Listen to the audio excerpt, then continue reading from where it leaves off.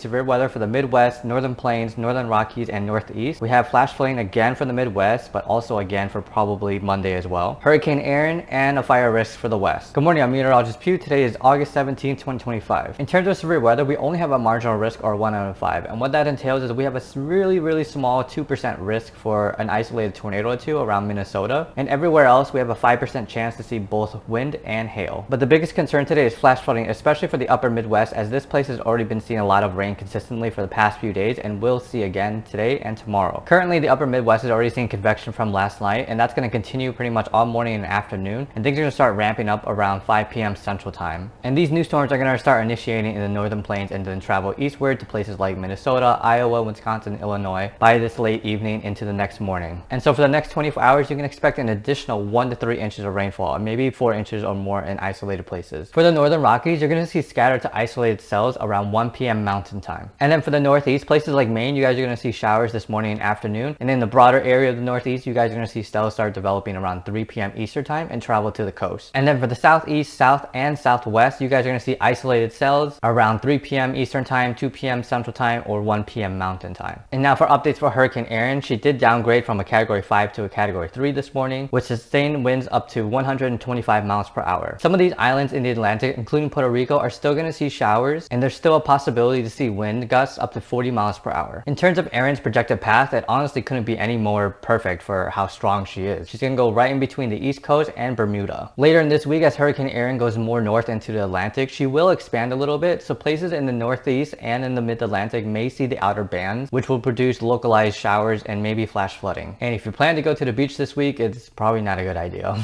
Now, in contrast to the tropics, we do have a fire risk going from Nevada to Utah, and also an isolated dry thunderstorms, mainly in Idaho. At the surface, we're going to see relative humidities in the teens to single digits, and also wind speeds up to 15 miles per hour sustained. Looking at 500 millibars or midway to the troposphere, we do have a pretty broad ridge in the southwest, and it's bringing in a lot of dry air aloft from the west coast into the west. And we also have a little bit of mid-level moisture in Idaho, and that's going to aid with those dry thunderstorms. And then looking at the Northern Rockies, Plains, Midwest, and Northeast, we do have pretty broad wind speeds, and that's going to be somewhat decent for tilting the updrafts and prolonging the storms that do develop in those areas. But what's also significant is that we have a shortwave trough in the Plains and Midwest, and that's going to aid with those wind speeds, but also spin those updrafts to promote more upward motion. And if we take a look at the surface, all these areas of concern are associated with a low pressure system, and along with that, a cold frontal boundary that's going to help with the surface lifts. And this is why we may see